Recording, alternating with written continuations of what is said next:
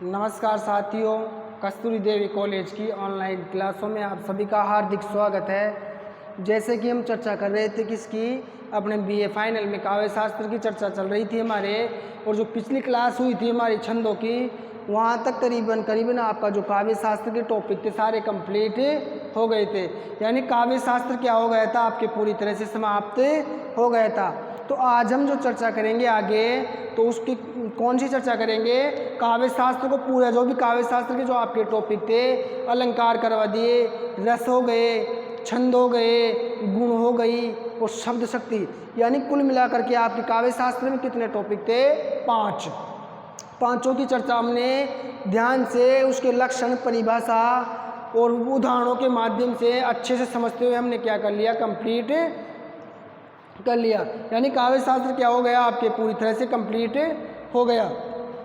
अब बात करते हैं किसकी, आगे काव्य शास्त्र की।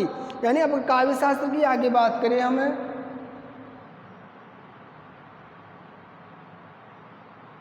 तो काव्य शास्त्र में क्या बात करेंगे आगे, इसका रिवीजन करेंगे क्या।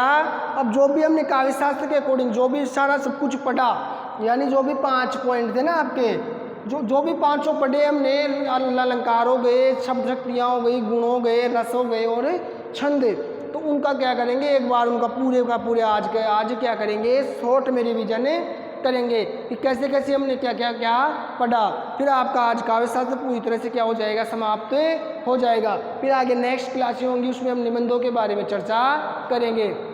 यानी जो आपके गद्य में और निबंध वाला ना पेपर सेकंड में आपके काव्य शास्त्र तो आज कंप्लीट हो जाएगा। फिर पेपर सेकंड में आपके निबंध वाली बुक है, जो भी 8-10 आपके निबंध 10 के करीबन है, तो उन निबंधों के बारे में फिर क्या करेंगे, आगे चर्चा करेंगे। तो उनमें चर्चा, निबंधों के बारे में चर्चा करने से पहले हमें क्या, काव्य शास्त्र के जो रिवीजन है, तो काव्य शास्त्र का हम क्या करेंगे, रिवीजन।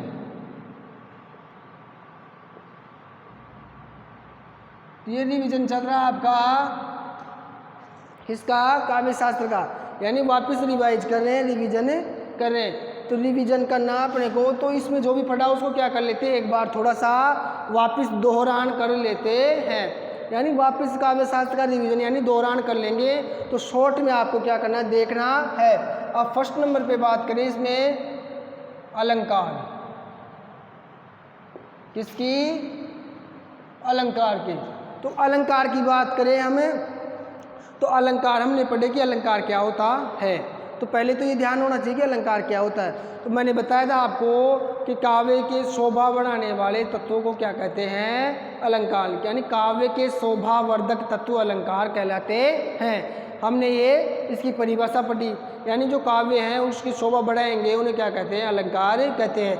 यानी हमारी सामान्य भाषा में अगर मान लो कोई स्त्री है, अगर स्त्री है, जैसे मान लो कैसी भी हो, सुंदर हो, जब भी मान लो सुंदर होती है, एक स्त्री है ना, मान लो एक स्त्री है, बढ़िया सुंदर है वो, अब सुंदर है, लेकिन मान लो अगर उसको आप गहने पहनाओगे, किसको, स्त्री को, अगर वो मान लो आपने नायिका को गहने पहना दिए, तो गहने पहनाने के बाद में क्या, वो और भी सुंदर वो लगेगी, क्या लगेगी, और भी सुंदर ही लगेगी।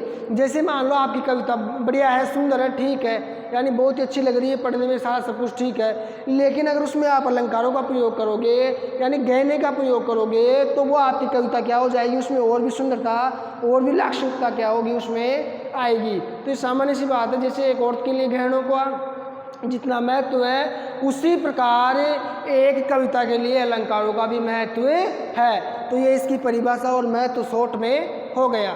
बात करें अलंकारों में, तो अलंकार कितने प्रकार के बताए थे मैंने आपको, 2 प्रकार के, शब्दालंकार और अर्थालंकार। शब्दालंकार और अर्थालंकार 2 प्रकार के थे। यानी जिसमें शब्द के माध्यम से चमत्कार हो काव्य में, वो शब्दालंकार होगा, और अर्थ के माध्यम से चमत्कार हो, अर्थालंकार होगा। यानी अगर आपको शब्दालंकार, तो उसको शब्द को चेंज कर दोगे तो अलंकार क्या हो जाएगा, नष्ट हो जाएगा। क्योंकि उसे मिलता जुलता शब्द भी रखोगे तो भी वो तो क्या हो जाएगा, अलंकार नष्ट हो जाएगा, क्योंकि वहाँ पे शब्द विशेष में अलंकार है, किसमें, शब्द विशेष में। अगर अर्थालंकार की बात करें, तो अर्थालंकार में अगर आप शब्दों के पर्यायवाची या कुछ मिलते जुलते शब्द भी समानार्थी एक अर्थक शब्द रख दोगे, तो वहाँ पे क्या होगा, उसका अर्थ वही रहेगा। क्योंकि वैसे मान लो आँख को आप चक्षु कर दो या लोचन कर दो, बात वही है कि आँख, उसका नयन ही अर्थ आएगा, यानी अपनी आँख ही रहेगी, इसको नयन कह दो या चक्षु कह दो। तो अर्थ तो वही रहेगा, नहीं अर्थ में कोई परिवर्तन नहीं होगा, इसीलिए इनके पर्यायवाची रखने से कोई फर्क नहीं पड़ता शब्दों के, जिसलिए ये क्या अलंकार अर्थ पर निर्भर करता है, यानी उसका अर्थ चेंज नहीं होगा और वो अलंकार नष्ट नहीं होगा। तो शब्द अलंकार या अर्थ अलंकार आपके थे। अब शब्द अलंकारों में आपको मैंने पढ़ाया, जैसे शब्द अलंकारों में थे आपके श्लेष, यमक, एक तो श्लेष हो गया था आपका यमक, और अनुप्रास और प्रोक्ति प्रकार जो भी है, ये सारे क्या हो गए थे शब्द। तो यमक हो गया, श्लेष ये क्या थे शाब्दिक अलंकार, श्लेष में शब्द होता है, यमक में शब्द की आवर्ती होती नहीं, हर बार अर्थ क्या रहता था भिन्न रहता था। तो ये सब शब्द अलंकार थे कौन, ये सारे। फिर बात करें हम आगे किसकी, अर्थालंकारों की। तो अर्थालंकारों में से आपके उपमा हो गया, रूपक हो गया, उपमा में समानता दर्शाते, उपमेय और उपमान की समानता दर्शाई जाती थी। रूपक में उपमान को उपमेय समझ लिया, यानी उसको प्रारोप लगा देती थी कि नहीं ये तो मुख्य चंद्रमा नहीं मुखी चंद्रमा है, यानी मुख्य चंद्रमा के समान सुंदर नहीं है, तो मुखी क्या हो गया चंद्रमा हो गया, यानी उपमान का उपमेय पर क्या कर दिया आरोप लगा दिया, यानी उपमान यानी दोनों को एक कर देना, यानी अभिन्न कर देना, यानी एक ही कर देना दोनों को। तो वो था अपने शब्द अलंकार और अर्थ अलंकारों के अकॉर्डिंग। तो ये सारा सब कुछ क्या था अलंकार के अकॉर्डिंग हमारी क्लास में चल रहा था। और एक इसमें मान लो अर्थालंकार में आपके एक उत्प्रेक्षा था, क्या था, यानी जो जिसमें उपमान में उपमेय की कल्पना या संभावना की जाए, यानी जहाँ पे कल्पना की जाए या संभावना की जाए वहाँ पे कौन सा होता था उत्प्रेक्षा। जैसे मानो मुख्य चंद्रमा हो, मानो मुख्य चंद्रमा हो, यानी मान लो कि ये मुखी क्या हो गया चंद्रमा हो, ये मानना ही है लेकिन है नहीं है, यानी ये कल्पना ही करनी है। तो जहाँ पे कल्पना होती थी वहाँ पे उत्प्रेक्षा अलंकार होता था। तो ये क्या थे आपके कौन से अलंकार थे, अर्थालंकार थे। तो इस प्रकार अलंकारों के बारे में हमने क्या की थी वहाँ पे चर्चा की थी। तो ये अलंकार क्या हो गया आपके शॉर्ट में एक रिवीजन के तौर पर कंप्लीट होते हैं। अब आगे चर्चा करें।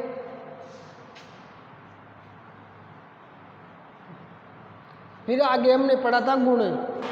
फिर आगे दूसरे टॉपिक की बात करें तो गुण, अगर गुणों की बात करते हैं तो गुणों की बात करें तो गुण मैंने बताए थे आपको 3 प्रकार के बताए थे। कितने, 3 प्रकार के। तो गुण क्या होता है, गुण से मालूम चल रहा है कोई ना कोई खूबी होनी चाहिए, क्या होना चाहिए, गुण होना चाहिए अपने अंदर, यानी कुछ अच्छी क्वालिटीज होनी चाहिए। तो गुण थे आपकी, तो कविता में क्या होना चाहिए, गुण भी होना चाहिए, यानी कौन से गुण में कविता लिखी गई है, यानी गुण का भी होना कविता में अनिवार्य है। तो गुण पढ़े थे हमने, 1 नंबर पे तो पढ़ा था प्रसाद, कौन सा प्रसाद, और 2 नंबर पे पढ़ा था हमने माधुर्य,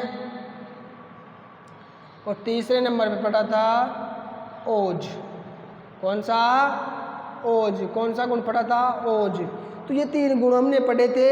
तो फर्स्ट प्रसाद में हमने क्या पढ़ा था कि ऐसी रचना होनी चाहिए जिसको पढ़ते ही या सुनते ही अर्थ क्या होना चाहिए, एकदम तुरंत समझ में आ जाना चाहिए, यानी ऐसी रचना जिसको पढ़ते ही अर्थ आसानी से समझ में आ गया, वो कौन सा गुण होगा वहाँ पे, प्रसाद गुण होता है। इसमें मैंने आपको एक उदाहरण भी बताया था, क्या उदाहरण भी बताया था, कौन सा, भिक्षु कविता वाला, भिक्षु कविता का उदाहरण था ना, पेट पीठ मिलकर है एक चल रहा लकड़ियाँ टेक, यानी कोई भिखारी है उसकी पेट और पीठ क्या हो गए मिलकर एक हो गए, यानी भूख की वजह से उसका पेट और पीठ क्या हो गए मिलकर एक हो गए, और चल रहा लकड़ियाँ टेक, यानी वो लकड़ियाँ टेकते हुए चला आ रहा है।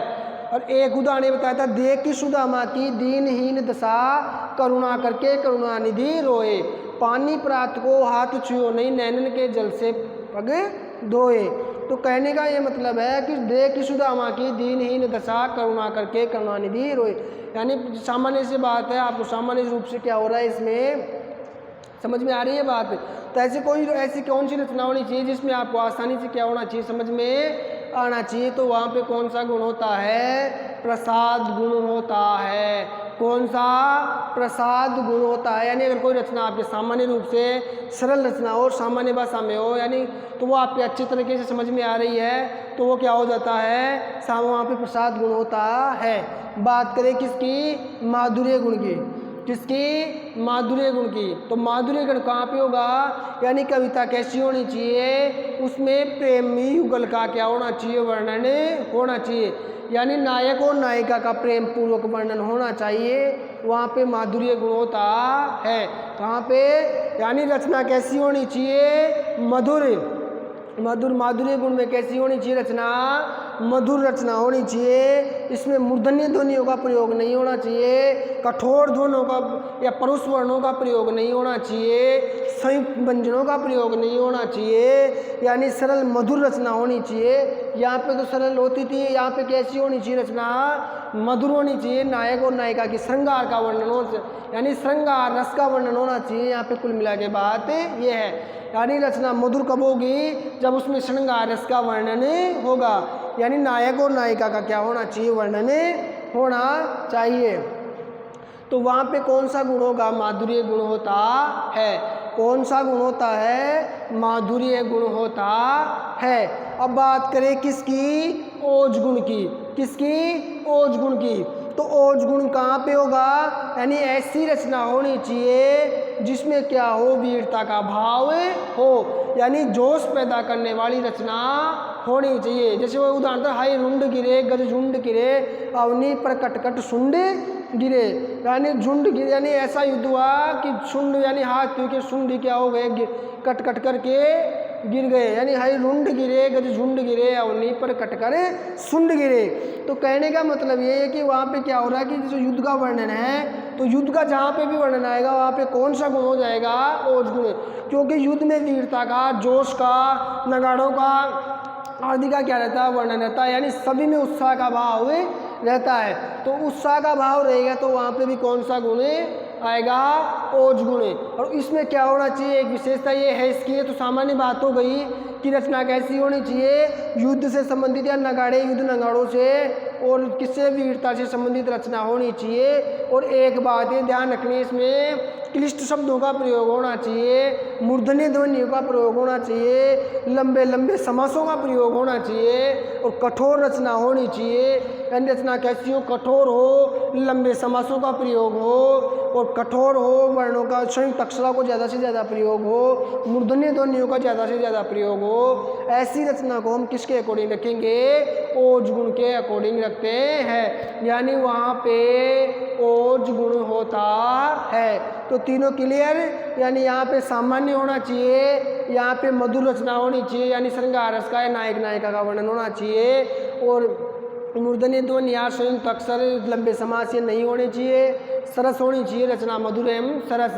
यहाँ पे वीरतापूर्वक रचना होनी चाहिए, जोश पैदा करने वाली रचना होनी चाहिए, युद्धों का वर्णन होना चाहिए, कठोर वर्णों का वर्णन होना चाहिए, लंबे समासों का प्रयोग होना चाहिए और क्या होना चाहिए? मूर्धन्य ध्वनियों का प्रयोग होना चाहिए। तो ये सब कुछ किसके अकॉर्डिंग है? आपके गुणों के अकॉर्डिंग। तो ये गुण आपके क्या होते हैं? क्लियर होते हैं। अब बात करते हैं आगे।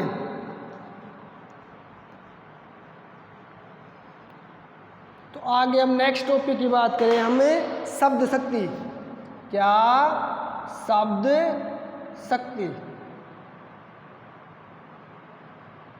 शब्द शक्ति की बात करते हैं।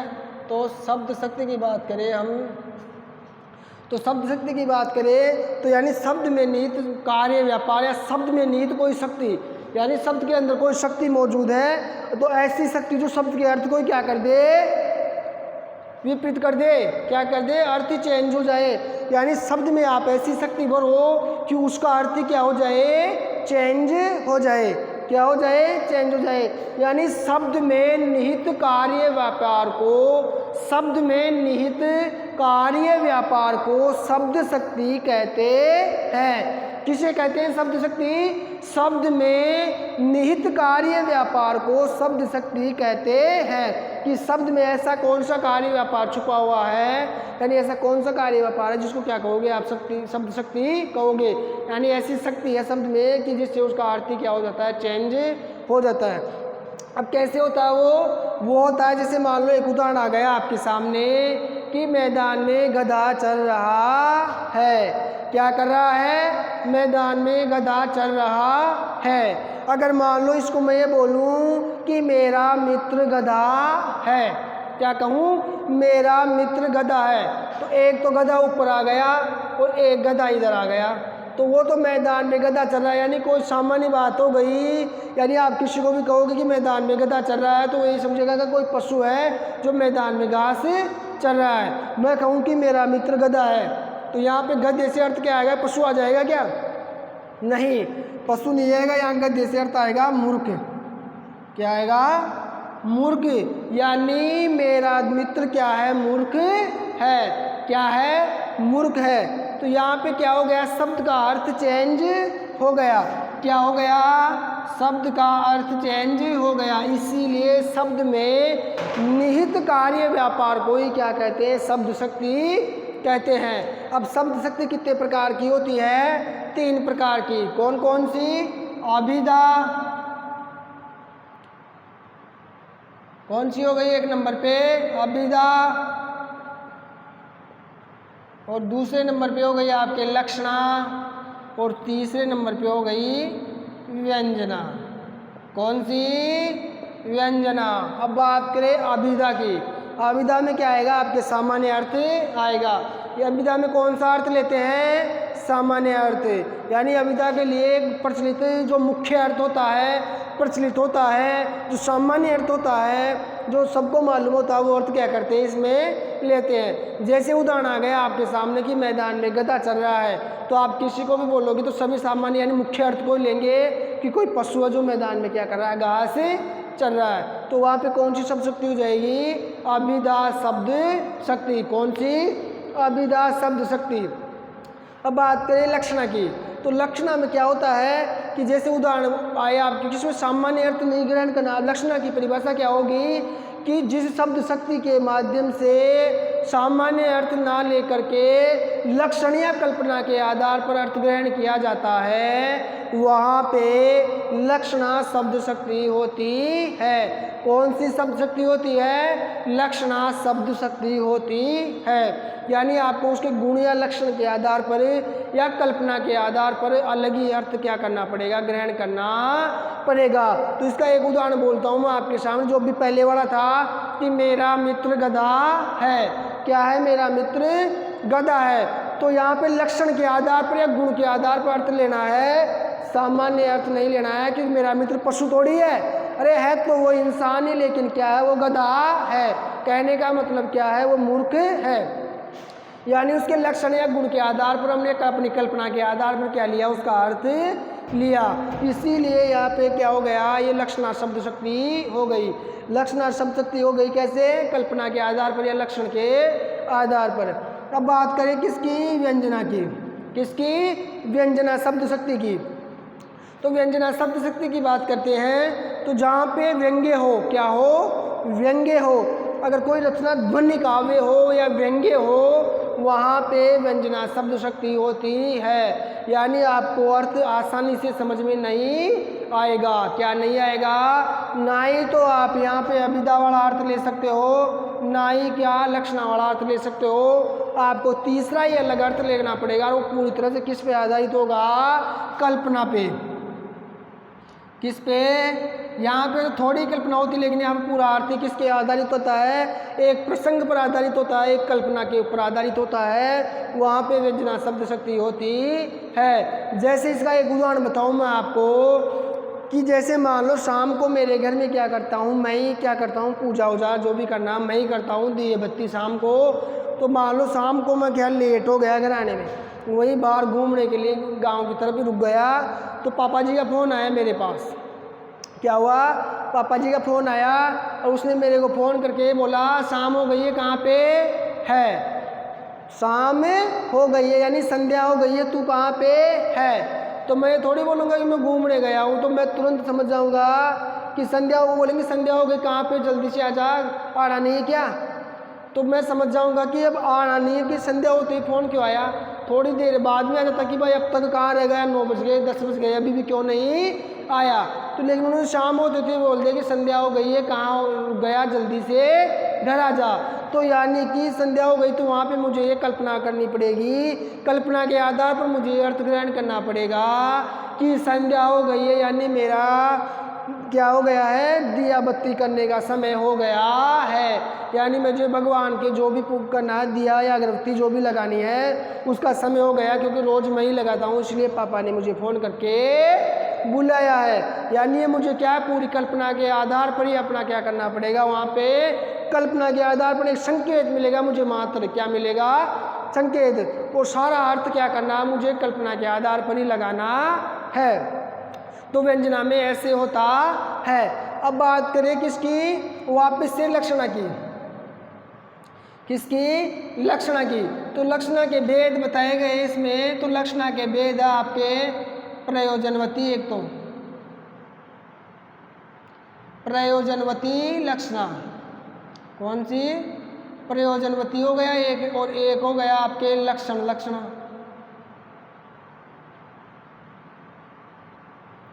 प्रयोजनवती लक्षण, लक्षणा।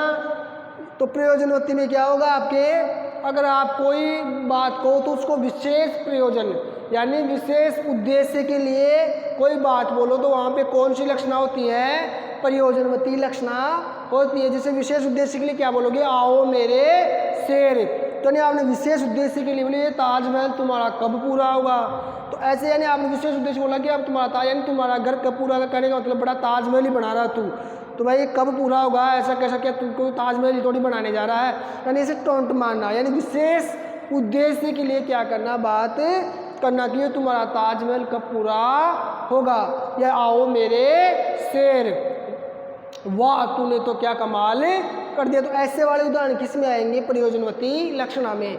बात करें लक्षण, लक्षणा में यानी वही लक्षण, लक्षणा में लक्षणा वाला आएगा, मेरा मित्र तो गधा है, यानी उसके लक्षण के आधार पर आप लोगे तो वहाँ पे क्या हो जाएगा, लक्षण, लक्षणा हो जाएगी। तो ये लक्षणा के क्या है, भेद है, किसके, लक्षणा के, प्रयोजनवती लक्षणा और कौन सा, लक्षण, लक्षणा। अब बात करें व्यंजना की भी, व्यंजना के भी कितने भेद है आपके, दो, शाब्दी और आर्थी, शाब्दी व्यंजना और आर्थी व्यंजना। वही शाब्दी व्यंजना शब्द के माध्यम से और आर्थी व्यंजना अर्थ के माध्यम से, यानी जहाँ शब्द के माध्यम से व्यंग्य होगा वहाँ शाब्दी व्यंजना हो जाएगी, और जहाँ अर्थ में व्यंग्य होगा आप अर्थ में ही व्यंग्य लगाओगे वहाँ पे अर्थी व्यंजना क्या होगी, होगी। तो ये क्या है आपके शब्द शक्ति है, क्या, शब्द शक्ति, जिसकी हमने आज चर्चा की।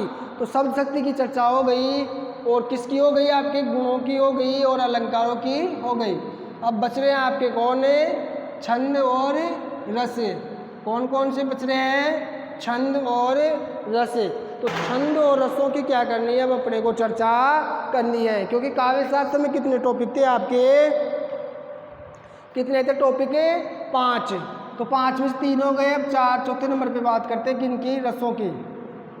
तो रस, रस का जैसे सामान्य परिभाषा जो भी देखोगे आप, यानी रस के नाम से मालूम पड़ा, रस यानी आनंद प्राप्त, आनंद मिलना, यानी आनंद प्राप्त होना, यानी रचना को आपको पढ़ के क्या होना चाहिए, आनंद प्राप्त होना चाहिए। अगर आपको आनंद प्राप्त हो रहा है तो क्या होगा, फिर आपको रस प्राप्त होगा, यानी आपको उस रचना से आनंद मिल रहा है, यानी आपको रस प्राप्त हो रहा है। और रसों की संख्या कितनी है, 11, और 11 क्या है, इसके स्थायी भाव है, यानी 11 रस हो गए, और 11 रसों के 11 स्थायी भाव हो गए। और इसके अंग है, किसके, रस के, रस के क्या है, अंग है, कौन कौन से, एक तो हो गया आपके स्थायी भाव, एक हो गए विभाव, और एक हो गया अनुभाव, और एक हो गया संचारी भाव, यानी 4 अंग हो गए इसके स्थायी भाव। एक हो गया आपके स्थायी भाव, विभाव, स्थायी भाव, विभाव, अनुभाव और संचारी भाव।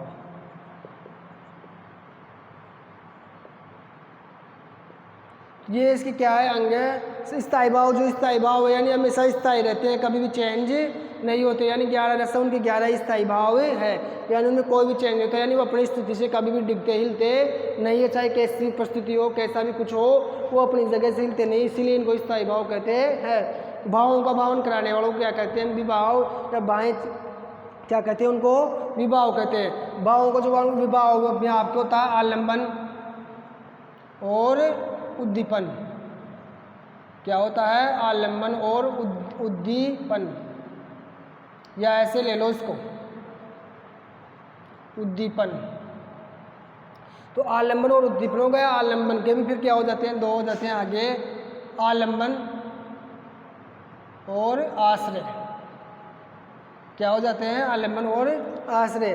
तो विभाव हो गया आलम्बन और उद्दीपन। आलम्बन यानी जिसकी वजह से क्या हो? भाव उत्पन्न हो, और उद्दीपन है यानी जो भाव है उनको क्या करना? उद्दीप्त करना, क्या? उनको बढ़ाना, यानी भाव को बढ़ाने वाला क्या कहलाता है? उद्दीपन है। और जिसके मन में क्या हो? जिसकी वजह से भाव उत्पन्न हो, क्या कहलाता है? आलम्बन है। और आश्रय कहलाता है जिसके मन में भाव उत्पन्न हो।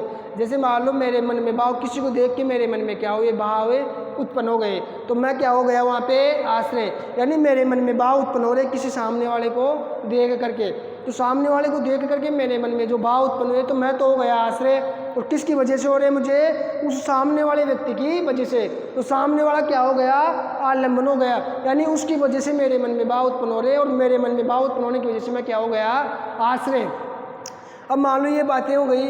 अब मान लो मेरे मन में उसके प्रति क्या हो रहे हैं? भाव उत्पन्न हो रहे हैं। तो अब ऐसा कुछ वातावरण क्रिएट हो, या ऐसी सिचुएशन हो जिसकी वजह से क्या हो? मेरे मन में वो भाव है और भी ज़्यादा बढ़े, यानी मेरे भावों को बढ़ाने का काम कौन कर रहा है? उद्दीपन है। तो वहाँ पे जो भी माहौल होगा, जो भी सिचुएशन होगी, जो भी स्थितियाँ होगी, जैसे मान लो किसी को पार्क में मिले, हम पार्क में कोई मान लो दिखाई देती है, या कोई दिखाई दे रहा है अपने को, तो उसको देख के अपने अंदर भाव आ गए, तो उसकी वो तो हो गया आलम्बन, और मैं क्या हो गया? आश्रय हो गया। और जो वहाँ पे फूल हो गए, जो वहाँ की सिचुएशन हो गई, जो वहाँ के जो माहौल हो गया, वो मुझे क्या कर रहा है? उद्दीप्त कर रहा है, यानी बढ़ा रहा है, यानी मेरी उत्तेजना क्या कर रहा है? बढ़ा रहा है, यानी मैं उद्दीप्त हो रहा हूँ, यानी जो मेरे भाव हो वो क्या कर रहे हैं? और भी ज़्यादा उत्तेजित हो रहे हैं, यानी बढ़ रहे हैं। तो जो भावों को बढ़ाता है वो क्या कहलाता है? उद्दीपन कहलाता है। बात करें अनुभवों की, तो अनुभव होती है जो बाह्य चेष्टाएं होती है। क्या? बाह्य। तो ये होती है सात्विक और कायिक, मानसिक और आहार्य। कायिक, मानसिक। अनुभव कितने हो गए? कायिक, मानसिक, सात्विक और आहार्य। तो सात्विक तो होते हैं 8। आहार्य में जो आश्रय होता है, उसके आश्रय द्वारा पहनी जाने वाली पोशाक, यानी जो भी कपड़े वपड़े पहनूंगा वो आ जाएगा आहार्य। सात्विक 8 अनुभव। सात्विक कितने होते हैं? 8। स्वेद, मूर्छा, कंप, प्रलय, ये सारे सब कुछ है वो। और कायिक में जो सारी चेष्टाएं होती है वो, और मानसिक में जो भी मानसिक रूप से जो भी चेष्टाएं हो वो।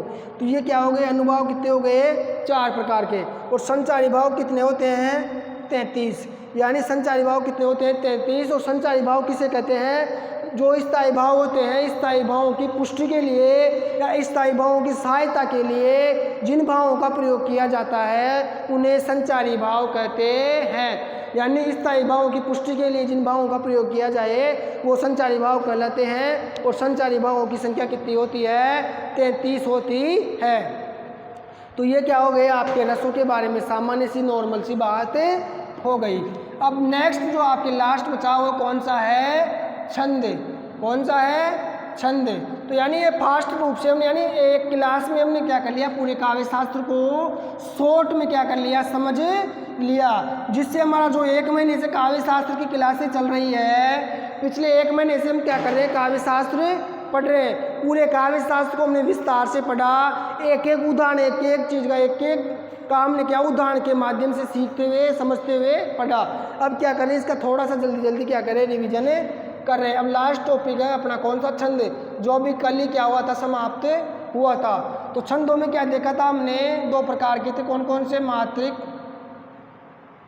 और वर्णिक। कौन कौन से? मात्रिक और वर्णिक। और मात्रिक और वर्णिक की बात करें तो मात्रिक में मात्राओं की संख्या क्या रहती है? निश्चित रहती है। और वर्णिक में वर्णों की संख्या निश्चित रहती है। वो मात्रिक छंद कहलाएंगे जिसमें मात्राओं की संख्या निश्चित हो, और वर्णिक छंद में जिसमें वर्णों की संख्या निश्चित हो वो वर्णिक छंद कहलाते हैं। अब इसमें हमने क्या क्या देखा? एक तो मात्रिक और वर्णिक छंद हो गए, और एक इनका प्रकार क्या था? सम।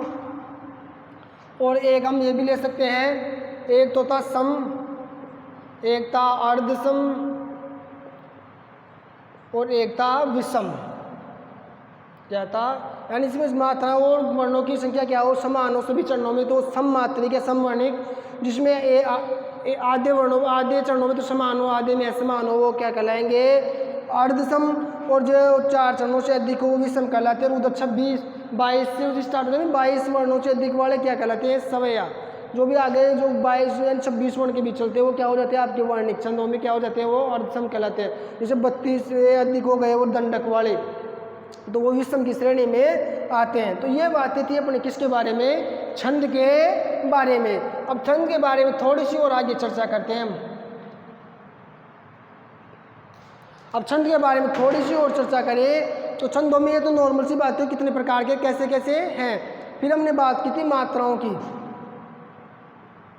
मात्राएं गिनना, मात्राएं गणना यानी मात्रा गणना, मात्रा गणना की बात की थी हमने। तो मात्राएं कैसे कैसे गिनते हैं तो उसमें नॉर्मली बताया था कि सिंगल की तो एक होगी और जो भी मात्राएं बताई ना आपके ऐसे ए की 1, आ की 2, ए आ ई 1, ई 2, ऊ 1, बड़ा ऊ 2, ए आ ई ऊ री की 1 ली थी हमने। तो ए आ ई ऊ री ए आई 1 तो ये और 1 ये वाला, तो दोनों की क्या ली थी हमने 2। इस प्रकार से अपने को क्या लगानी थी मात्राएं लगानी थी। तो बस री का ध्यान रखना, इसमें री का तो क्या आएगा 1 और दोनों 1 की क्या आएगी डबल आएगी। 1 ये सीखा था हमने इसके अकॉर्डिंग, और 1 सीखा था हमने कि जो मान लो लघु मात्रा है नहीं 1 ही मात्रा लेकिन उसकी 2 रखते हैं कभी कभी। तो कैसी सिचुएशन में रखते हैं, एक तो क्या होना चाहिए अनुस्वार होना चाहिए, एक आपके होना चाहिए ये वाला, यानी अगर अनुस्वार हो विसर्ग हो तो इन दोनों से युक्त कोई भी शब्द आएगा तो भी क्या होगा लघु होते हुए भी गुरु मानेंगे उसको। और एक हमने पढ़ा था संयुक्त अक्षर, संयुक्त अक्षर से पहले यानी कोई भी संयुक्त अक्षर आएगा उससे पहले भी अपने को क्या लेना 2 मात्रा लेनी है। अगर लघु है तो उसकी भी क्या मानेंगे 2 मानेंगे। और एक अपने छंद होता है तो छंद को पढ़ते हैं तो कभी कभी क्या होता है छंद की लय नहीं बिगड़े, इसलिए कभी कभी गुरु को क्या मान लेते हैं लघु मान लेते हैं, और लघु को क्या मान लेते हैं गुरु मान लेते हैं। वो क्या छंद की लय बिठाने के चक्कर में ऐसा करना पड़ता है। तो वहाँ पे भी क्या होता है यह चेंजेज होता है मात्राओं का। तो विसर्ग हो गया, क्या हो गया अनुस्वार हो गया, विसर्ग हो गया, संयुक्त अक्षर हो गया, और एक जो मैंने सिचुएशन बताई थी आपको वो हो गई। तो इन बातों में आपको क्या ध्यान रखना है, वहाँ पे क्या करना है कि लघु होते हुए भी गुरु या लघु होते हुए गुरु का इस्तेमाल करना पड़ता है। तो ये मात्राओं की काउंटिंग में आपको मैंने बताया था। फिर आगे हमारे छंदों के बारे में बात हो रही थी तो दोहा के बारे में पढ़ा हमने। किसके बारे में दोहा। तो दोहा के बारे में पढ़ा था तो उसमें कितनी मात्राएं थी 13 11। तो इसमें क्या था विषम चरण, यानी ये तो पहला चरण दूसरा चरण तीसरा चरण चौथा चरण है। तो पहले चरण है और तीसरे चरण में 13 और दूसरे चौथे चरण में 11 यानी सम विषम सम विषम सम, यानी दोहा में 13 11 के हिसाब से मात्राएं रहती थी। और शॉर्ट है इसका क्या होता था बिल्कुल विपरीत है, यानी इसमें 11 13 रहती थी। वो दोनों सेम है, बस दोहा के उल्टा क्या हो गया छोटा हो गया। बस ये ध्यान रखना था इसमें, इस हिसाब से इसमें मात्राएं रहती थी। अगर इस हिसाब से मात्राएं हैं तो दोहा छंद है और छोटा छंद है। फिर हमने पढ़ा था कौन से छंद के बारे में, दोहा हो गया छोटा हो गया। एक बता था हमने रोला। रोला के प्रत्येक चरण में कितनी मात्राएं थी, प्रत्येक चरण 24, प्रत्येक चरण में जिसके 24 मात्राएं वो कौन सा कहलाता था रोला। अब इसके प्रत्येक चरण में 24 है यानी सम मात्रिक हो गया, यानी मात्राएं तो मात्रिक छंद हो गया, कौन सा हो गया सम हो गया। अब दोहा में अलग अलग चरणों में अलग अलग मात्राएं हैं, आधा समान है आधा असमान, तो वो अर्धसम हो गए दोहा और छोटा, और ये क्या हो गया सम मात्रिक छंद हो गया।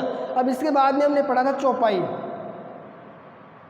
चौपाई के प्रत्येक चरण में कितनी मात्राएं थी 16, तो ये भी क्या हो गया आपके सम मात्रिक छंद हो गया, कौन सा छम मात्रिक। फिर हमने पढ़ा था छप्पे। तो छप्पे क्या है अपने इसमें था रोला प्लस उल्लाला, क्या रोला प्लस उल्लाला, तो रोला के हो गए 4 चरण, तो किसके 4 प्लस 2 इसके हो गए, तो 96 24 के हिसाब से 96 मात्रा हो गई ना 24 × 4, और इसमें 2 चरण होते हैं किसके इसके 28 × 2, 56 मात्राएं हो गई और 15-13 पर यति होती है इसमें, किसमें 28 मात्राएं 15-13 के हिसाब से चलती है इसमें, किसके हिसाब से 15-13। तो ये हो गया रोला और उल्लाला। तो रोला और उल्लाला के योग जो छप्पे बना। अब 4 चरणों से अधिक जो छंद होता है वो किसका, कौन सा होता है, विषम। कौन सा होता है, विषम। तो ये विषम छंद है, इसमें रोला और उल्लाला का मिश्रण है, 4 चरण रोला के और 2 उल्लाला के। तो ये हमने कौन से पढ़े थे, मात्रिक छंद पढ़े थे।